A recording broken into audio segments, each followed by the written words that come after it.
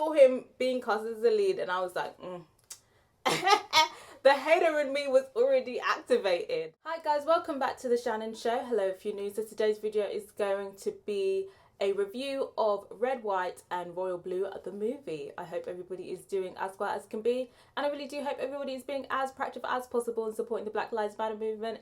And if you're still on the lookout for some resources, I've linked some in the description. Feel free to comment down below your thoughts on my video. I'm always up for a chat, I'm always up for debate. And if you like this video, give it a thumbs up. And if you didn't, give it a dislike, no hard feelings. And if you really like this video, consider subscribing and helping your girl out. So, Red, White and Royal Blue. This movie is definitely highly anticipated. I think before the writer's strike, they were definitely pushing the promotion for this. Obviously, another big aspect of this film is that it is providing LGBTQ plus representation. We are focusing on a queer male on male romance. We don't get a lot of queer romance films in Hollywood, so I feel like when one comes out and it's backed by a big studio, it's always going to get, you know, quite a bit of attention. And it also already has an inbuilt audience because the movie is adapted from a best-selling book of the same title. You know, the press screenings were packed.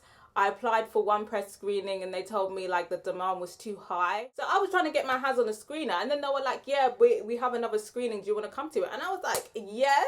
So I went to that screening and I got this pair of socks. Usually you just get popcorn and a glass of wine if you're lucky. You still need to pay your writers and actors though properly. At the screening that I went to, the director was there. The actors obviously weren't there because they're on strike. Unfortunately, none of our actors could be here tonight because they are on strike, and in solidarity we send them our love. And what you will see tonight on the screen is proof that their work is absolutely could not be replicated by AI. Now, going into watching the movie, I'm not gonna lie, I was a little bit of a hater going into the movie because I watched the trailer, I saw the casting, and I was a bit like, because first of all, when I saw that they casted, what's his name? I don't know. It's Nicholas Galtzine? I should definitely look it up to pronounce it. Nicholas Galitzine. When I saw that he was going to be in it, it was a massive bombastic side-eye for me. Like, he's definitely got that Nepo baby bag because he is booked and busy despite not being that great of an actor in my opinion. And also, like, the majority of the movies that he has been in have not done well commercially. So I'm really surprised how he keeps getting booked. Like, that Nepo bag is definitely heavy. And I was looking up his Wikipedia and I'm seeing he's from the house of, as in like, I spy a rich nigga. Oh, I'm curious. He got a big figure. Bitch, you serious? He's like an aristocrat basically. So I'm thinking that is like a massive Nepo bag. So no wonder he's always booked and busy. But I saw him being cast as the lead and I was like, The hater in me was already activated. Taylor Perez, I like more. I did like him in The Kissing Booth. I don't like how they did him in the third movie though. They had him looking crazy out here. I did not like that.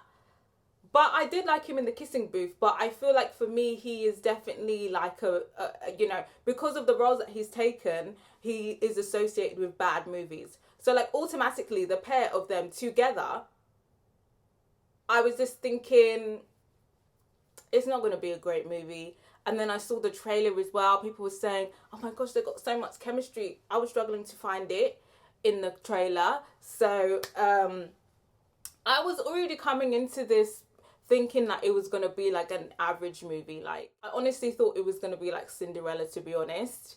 The Amazon version, of course. You know, I personally haven't read the book. So my investment in the casting wasn't really there in terms of like who I imagine was going to be casted after reading the book. But I'd be interested to hear from fans of the book, people who have read the book. In terms of the casting, did it match up to your expectations? Were you expecting something different? And I feel like the first quarter of this film is definitely rough. If you're going into this film as a hater, if you're going into this film to hate watch it, you're definitely going to be thinking like, I knew it, like I knew, you know, this is, you know, the film was not going to be that great, like I knew it was overhyped.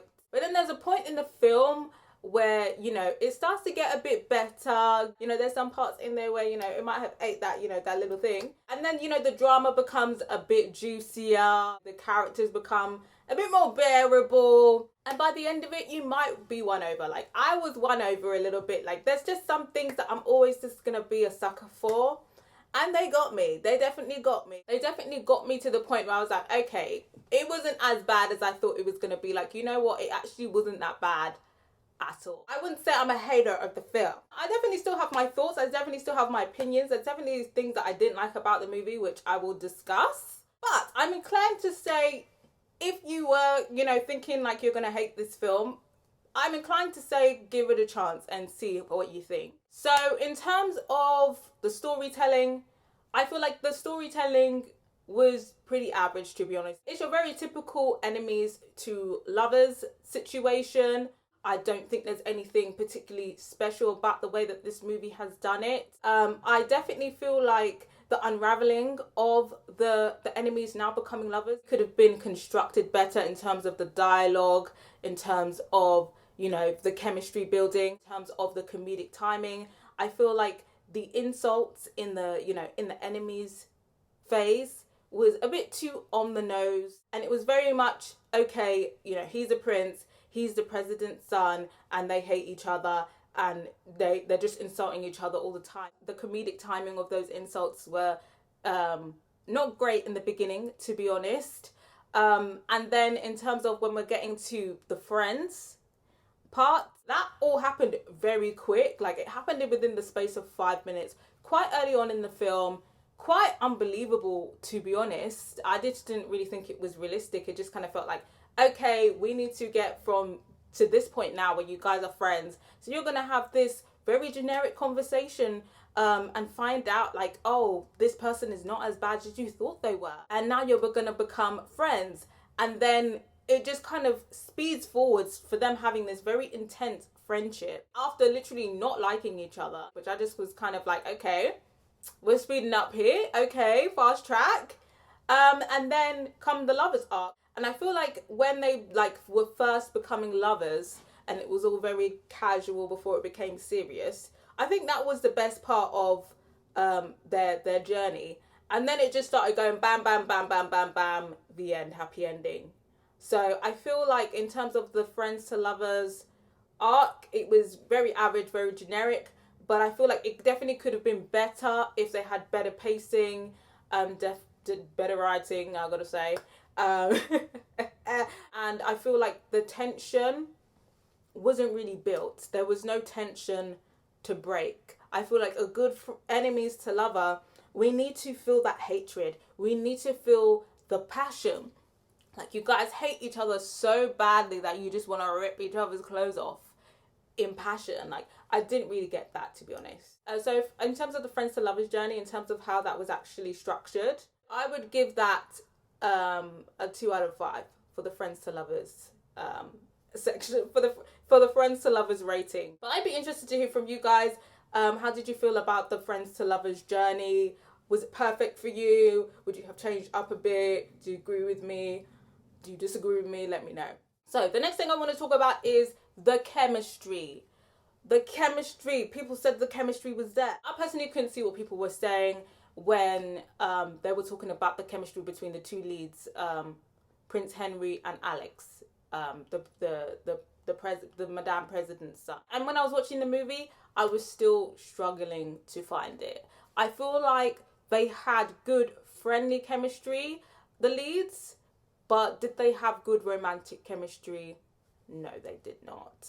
I feel like they were casted because of their names, and that was it. I really don't feel like they did a screen test or anything like that. They were like, he's a big name, he's a big name, we'll put them in the film together, and that's that.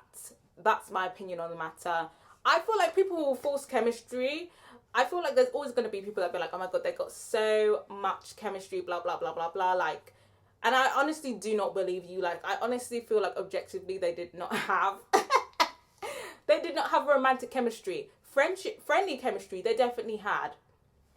Romantic, no. And I feel like on top of that, in terms of like the intimate scenes and stuff like that, like, I feel like the camera work and the directing and the intimacy coordination definitely could have been done better as well, to at least create more synthetic chemistry. Because I feel like camera work can definitely like mask if actors don't have like romantic chemistry with each other. And I feel like the camera work and the directing work and the intimacy choreography didn't do that. Like for instance, like the camera was just like tracing Alex's muscles, and it looks sexy, but like it wasn't like creating intimacy, if you get what I mean. I feel like a lot of the times they wanted them to look sexy rather than like establish intimacy between them. There was this thing that Prince Henry was doing when he kept grabbing Alex's hair, and it just didn't look sexy. Like it was just like like he was grabbing a doll's head. Like it was not giving sexy. Like it wasn't giving like, I believe you really want to like jump this guy's bone. I feel like they definitely should have played a bit more with sound, like heavy breathing. I read the rating and it said that it was rated R, but with the sex scenes, that I'm thinking is probably because of the swearing, because the intimate scenes were really not that intense. There was one scene, the most intense scene was probably when what was it? Alex was dicking Henry down for the first time. But even that scene, like, it wasn't choreographed well, in my opinion. They had they had Henry making this sex face that was kind of funny, to be honest.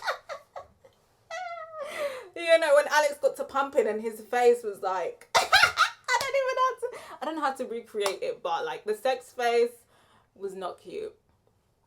So yeah, for me personally, like I was expecting a bit more intimacy. Like I feel like they were trying to be sexy with, you know, the pushing up against the wall, the hair grabbing, but it wasn't giving. I feel like they definitely should have, you know, been a bit more creative with, you know, the intimacy crafting with the choreography and the camera work, and maybe even just pounced off somebody else. Like watch another film that, you know, created intimacy really well and literally just copied that. I don't know. It just wasn't good. Like there were some parts where, you know, they were pushing people against the wall, and you could hear like sounds, but it sounded like it was like an action film. Like, you know, they're, you know, going like this, and then you can hear the whip. And it was like, is this an action film or is this a sex scene right now? Like, it was kind of confused. There was also these really cringy parts where they would do this thing where time would slow down, but they could only see each other type of thing. They kept doing that, and it was so cringy, and they really should have left that out. I feel like that could have been left out. So yeah, overall chemistry, friendly chemistry, I would score that quite highly. I'd say I would give them a 3.5 out of 5 for friendly chemistry, but romantic chemistry, I would give them average marks, 2.5 out of 5. There was no romantic chemistry. You know, they tried to make it work, you know, but there was no romantic chemistry between them, in my opinion. I mean, you could disagree with me, but personally, I didn't see it. But I'd be interested to hear from you guys, like, in terms of the chemistry, what did you think? What did you think about the intimacy? Like, so in terms of the acting overall for a rom-com, I feel like they did their best with the material. Like, it's a rom-com.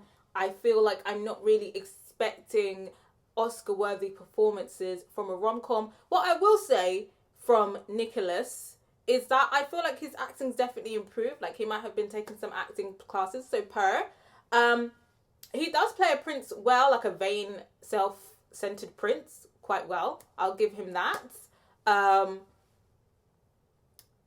But he's still not the best actor, but I feel like this is probably like some of the best acting that I've seen from him in terms of, you know, when he was being a bit more sensitive and serious and stuff like that. Like, I was like, okay, improvement.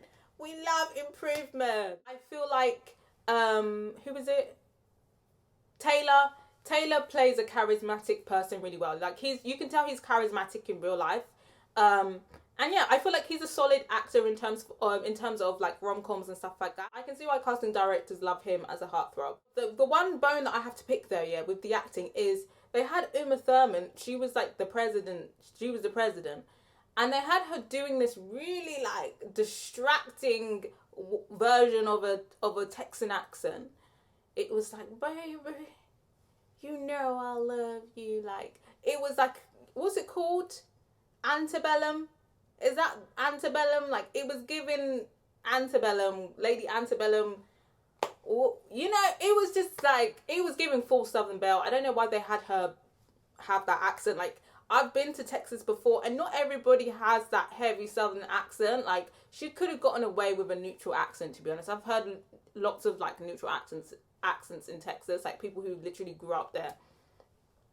So yeah, that accent from Uma Thurman definitely threw me off. I feel like that was unnecessary, and they shouldn't have put that in there. Obviously, they were making a big deal of Stephen Fry being in here. If you don't know who Stephen Fry is, he's like kind of like a big British comedian. And you know, he did his thing. But for me, like, I don't know. I'm not on the British comedian scene, but I feel like I have to say something because he's in there. But yeah, you know, he did his job as a king. He was playing a king. Hey, yeah, he did a decent job as a king, I would say. In terms of the pacing overall, I kind of already spoken about it in terms of when I was talking about Enemies to Lovers, and it's kind of just the same thing. Like, I feel like the pacing definitely could have been better. The movie is like around like 2 hours. And to be fair, like, it didn't really feel too long. It didn't feel like, oh my God, this is such a long movie. But at the same time, with the content that I did watch, it didn't need to be 2 hours long. They definitely could have concised it, or I think because the pacing was off, because they rushed the beginning, and then we had a good amount for when they discovered the friendship, and then a good amount for the romance developing into something, you know, from casual to serious, and then it was just kind of like bam bam at the end. I don't know, I feel like they had enough time to pace things out perfectly. Like, I just feel like the pacing was, with the amount of time of runtime, the pacing just didn't really make sense to me, to be honest. Social stuff, obviously we've got, you know, the LGBTQ up in here. We've got, you know, allegedly working class representation. We've also got Latino representation up in here. We have a woman president, and she's the first woman president in this world. And we also had like a bunch of, you know, POC characters, you know, as a supporting cast as well. And I feel like, obviously, this is going off the source material. The writers, I think one of them is Latino, I think. The writer of the screenplay is Latino, you know, but the source material was written by, you know, a white person, a femme-presenting, non-binary white person. And you can definitely see that, because even though I am here for LGBTQ plus representation, LGBTQ plus POC representation, I'm always wary when there is a white person behind the writing, because no matter how hard they try, the white supremacy always creeps in there. And I feel like there's always undertones of this with these Hollywood interracial relationships. And I feel like a lot of people feel like interracial relationships, you know, as a concept, as an image, is so revolutionary, especially in these movies.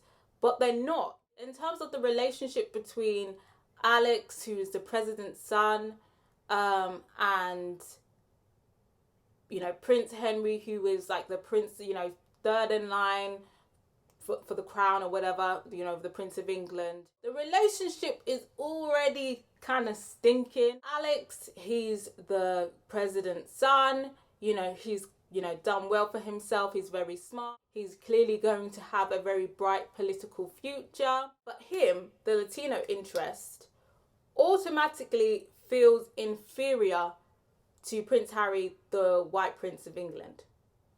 Why is that? Why is that, writer?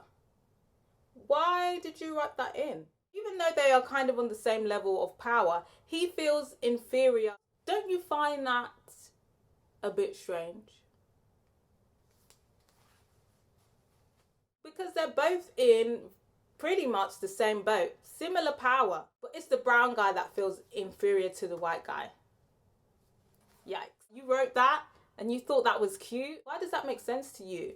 And it's kind of like, there is kind of undertones of Alex feels inferior to Prince Henry. So now he wants him. He wants to be with him so that he can prove that he can get him. And now that he's got him and he's got this white prince, he can feel better about himself now because the white prince has chosen him. And there is numerous times where it is Alex, the brown guy, basically begging this white prince to love him, choose him, pick him. He was the one that was having to fight for the relationship. He was the one carrying most of the emotional labor in the relationship. And the payoff of all of this is that he gets the prize, this white man. And that's kind of like the messaging. And I've seen this a lot in these Hollywood movies, especially when it's a male on male romantic relationship. And it just doesn't sit right with me. It doesn't sit right with my spirit. And then another side eye is that the only other queer Latino character that where Alex kind of had, relations with them, turned out to be like someone he didn't want. They make him the bad guy. They make him the villain. Are we seeing the messaging here, guys? It's very, very fishy. Very, very fishy. The dynamic of Henry and Alex's relationship is very much side eye, especially when Alex said this is very much side eye.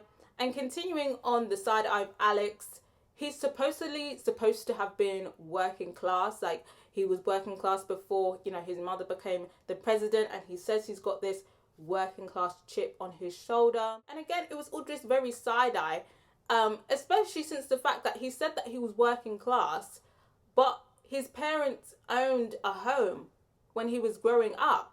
Like, when he was saying he was working class, there's me thinking like he was in social housing. His parents was on welfare. This guy's parents own their own home. So I'm just thinking, where is the working class? Where is this working class upbringing, hun? And the house that he grew up living in was big as well. It was like a decent sized house. It wasn't no palace, but it was a decent sized house. So for me, I was like, where is this working class chip coming from? Where is it? So to me, it wasn't making sense because it was giving very much middle class upbringing rather than working class. And it was giving me flashbacks of when, I'd have conversations with people and they would tell me that they're working class, but they clearly weren't because their parents owned their homes and their parents, had decent jobs. Weird to me. Another thing that I found weird was there was this going on bits when would talk about Henry, and they talk about him, having white privilege.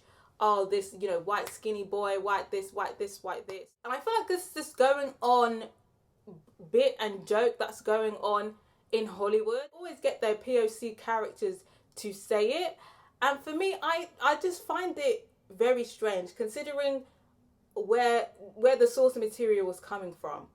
The source material is coming from a white person, a femme presenting white person. Even though the writer is non-binary, I still feel like they're coming from the same rhetoric of white women who think that they're writing progressively. Obviously, it is a white man's world. The white man is the oppressor, but white women are second in command. And I feel like they love to write this in their scripts, but you guys are second in command, honey. Traditional feminism was still very much built to uphold white supremacy. And I feel like when this is done by scripts, either by white women or, white femme presenting people, it's very much giving distraction technique, like trying to distract from the fact that you are still like POC's oppressors as well. And you get your POC characters to do this dirty work.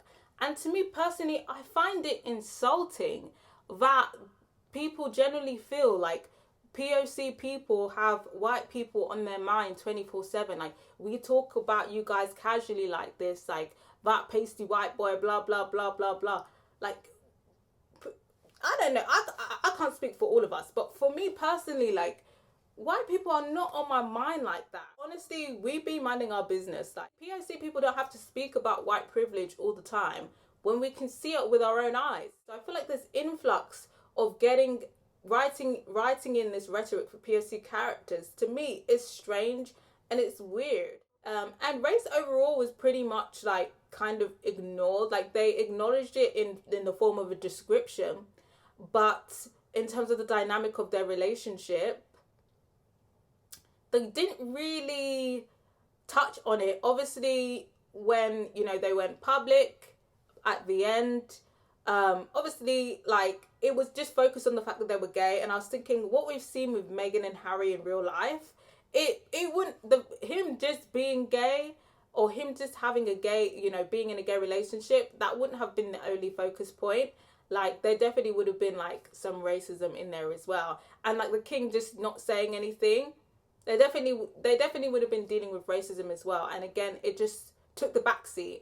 And again, so it's just like, you want to be progressive, but you don't want to go all the way. Like, they only want to be progressive for certain things, and not others.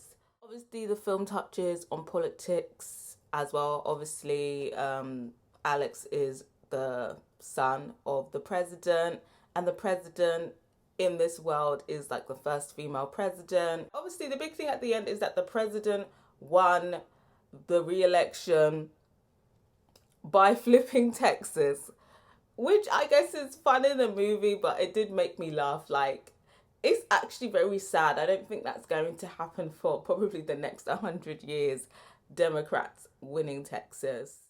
What do you guys think? Do you think that could ever be realistic in the future? Texas going blue? I doubt it. I don't know for Texas.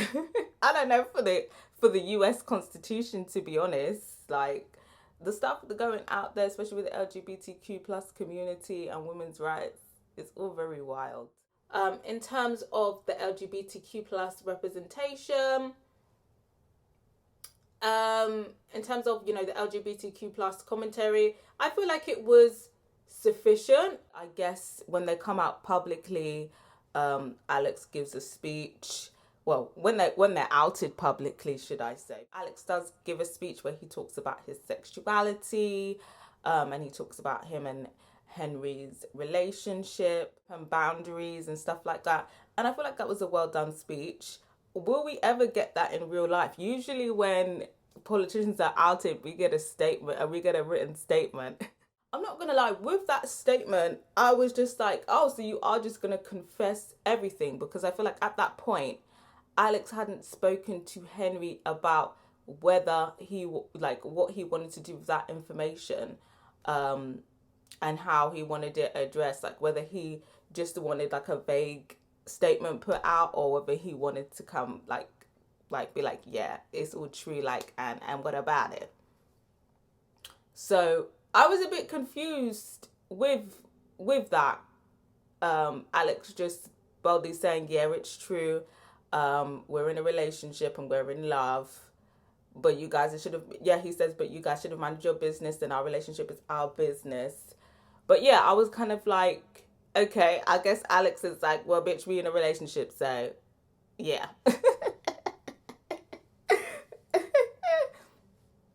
We're gonna have to come out publicly now. It wasn't ultra realistic. I feel like the royal family probably would have forced Henry to abdicate the throne if he really wanted to come out. I feel like at the end, it was just kind of like, oh, well, if you really want to do it, you really want to do it. Like, you'll deal with, like, the consequences of, like, the public, I guess. But I feel like they've definitely, the crown definitely would have forced Henry to abdicate the throne. I don't feel, I don't know. Would they allow an out prince if he wasn't first in line?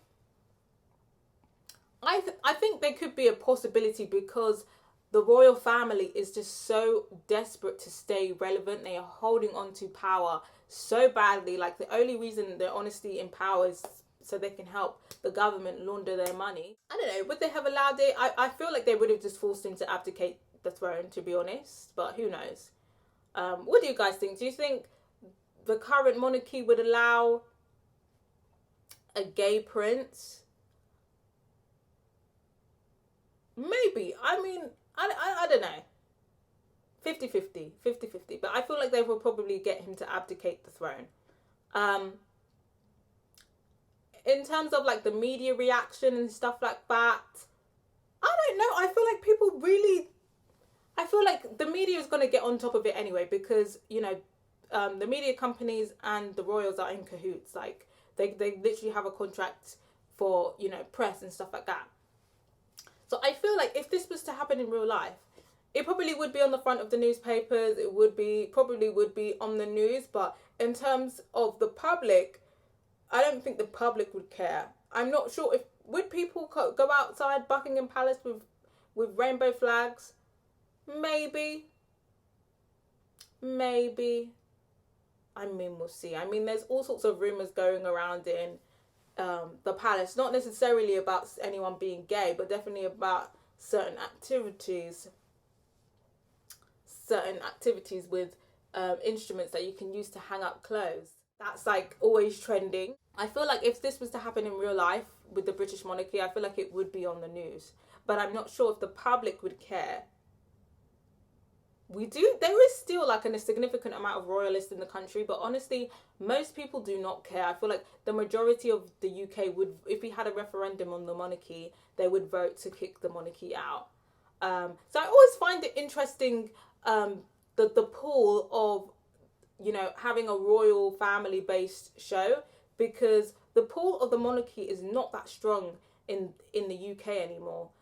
They've fallen out of favour dramatically with the public. But I don't know, maybe Americans love a little bit of royalty and stuff like that. So maybe that's why these stories keep going. I also like how they emphasize that Alex is bisexual, because I feel like a lot of the time when bisexual people get into same-sex relationships, it's just like the blanket gay is thrown on them. And it is erasure. I feel like some people do use bi and gay interchangeably, or like, you know, gay relationship interchangeably when, you know, a bisexual person is involved. But I feel like a lot of it is like subconscious erasure. And I feel like that fosters, you know, an environment where bisexual people feel like they have to clarify themselves all the time, or like have to like second guess whether they should clarify or not. Like, is it a big deal if I correct them and say, no, actually I'm bisexual, I'm not gay? So yeah, for Alex, you know, always, you know, standing 10 toes on his bisexuality. So obviously by the end of the movie, Alex and Henry are out publicly. But I felt like that was all very rushed, and I kind of feel like, again, Henry expressed to Alex that, you know, he didn't, you know, he feels like he's in a prison, he feels like he can't be himself, and he feels like the alternative, and he, you know, he's very uncomfortable with the fact that if he was to come out publicly, even if he was to leave his royal life and be with Alex in America, that would still be like another prison, because, you know, Alex is tethered to his politics, and that's just a whole different world. Like, that's a whole different etiquette.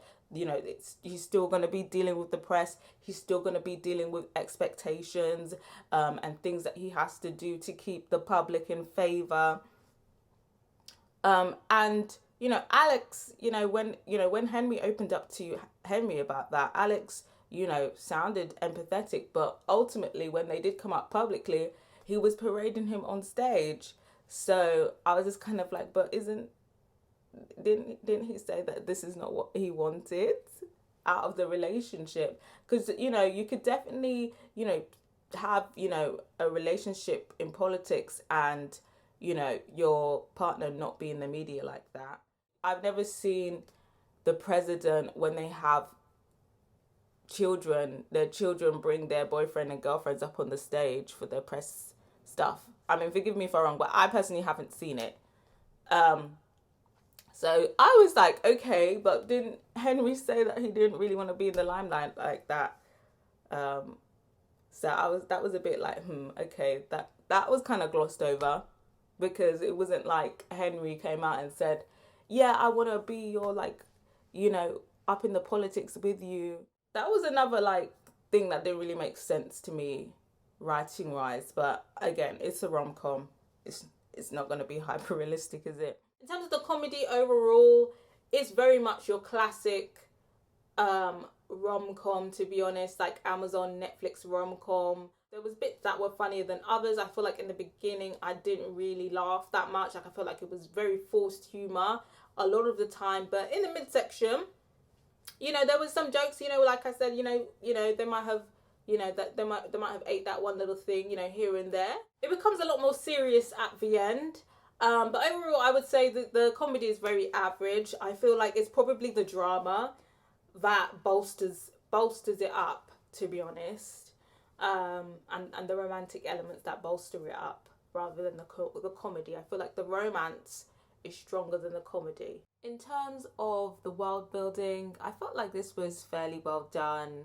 There was, some areas where it did feel a bit like compact, where it did kind of feel like this is clearly a studio or this is clearly like a green screen. But overall, I feel like in terms of, Alex being, in America and Henry being in England, I feel like that was portrayed quite well. I feel like the world building in terms of their online long distance relationship was done quite well as well. When they kind of did this thing where they were in the same room but in different places, like when they were speaking on the phone. I feel like that was quite a nice, unique touch. In terms of other overall things, like, the camera, the sound, I would say that they were okay. Sound for me was pretty standard, and the camera work was done well as well. Apart from, I do think that they could have utilized the camera work a bit better in like intimate scenes. But there was definitely, some nice shots in there, particularly when they went to Alex's parents' vacation home, and they were on the water. Those scenes were shot really well. In terms of the editing, I wasn't the biggest fan of the editing because that kind of like links to the pacing. I feel like sometimes the shots, the pace of the editing was not great. Like, for instance, there was like a cross-cutting scene where they kept cutting between Henry playing polo and then hooking up with Alex like in a secret cabin or whatever. And like they would, they were cutting very fast, and I just kind of felt like, I don't know, like I could see the vision, but I just kind of feel like it didn't really look good in the end, and they should have just had like slower cuts, I think, rather than it just being bam bam bam. I feel like it kind of took away from the hookup. It just wasn't giving what they thought it was giving. So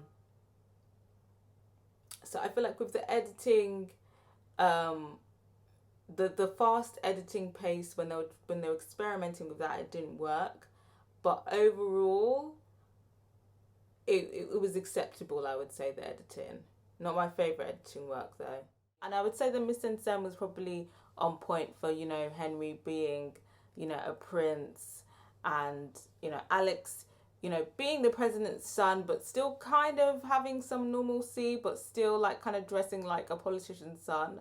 Obviously, in terms of, source material I could compare this to, I would say it's just a regular rom-com. If you were gonna watch this and expecting like a heart stopper, expecting a young royals, it's not that. It's not that.